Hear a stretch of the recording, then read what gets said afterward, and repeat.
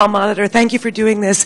There seemed like there were a lot of details presented today, including on research and development and UN Security Council resolutions.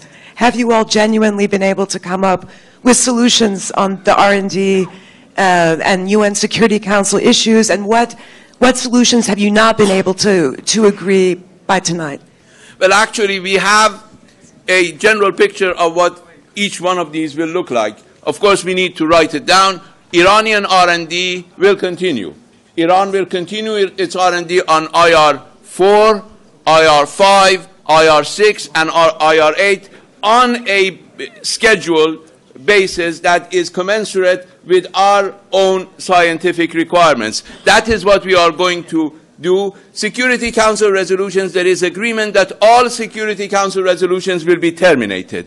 It will be an end of Security Council resolutions that have been adopted against Iran, starting from Resolution 1696 and ending with Resolution 1929. All of them will be terminated. Now, there will be certain limitations that some countries wish to impose against the Islamic Republic, and those limitations which do not include limitations in areas of finance, trade, and economy, and may include, from their perspective, proliferation areas, may continue for in our view, a brief period of time, and then suspended and terminated. This is the gist of the agreement, but we hope to be able to work out the final details of all of these agreements as we go on in the next 3 months, and it is a major issue that we need to put in writing and then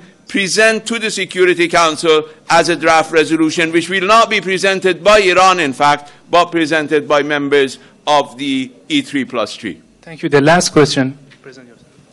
I'm Homa Lezgi from Press TV. Mr. Minister, my question is, what if claims of violations are made?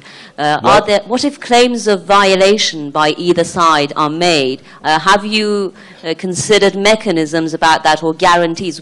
Is there a system under which violations would be determined? Yes, we have discussed. Of course, this has to be fine-tuned and then put in the form of a text that will be a part of the agreement, but we have discussed a reciprocal mechanism for countries to go back to their old practices if there is a material breach or a significant non-compliance or significant non-performance of obligations undertaken. We have, in fact, been able to develop actually an elaborate mechanism in order to deal with those, because we do not, all of the participants in this process were interested in seeing to it that this resolution gets implemented, that if we reach an agreement, we can implement the agreement. We are not looking for excuses to violate them.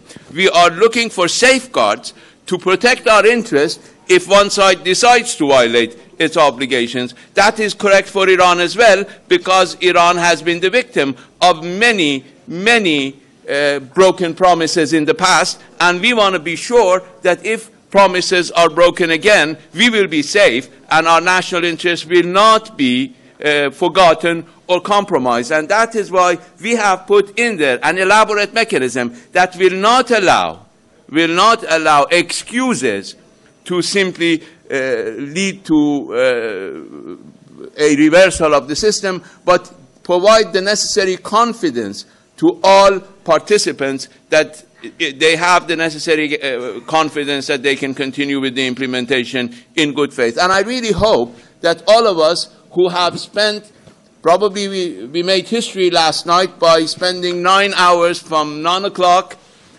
till 6 in the morning negotiating at the foreign minister and secretary of state level. And that is probably a record.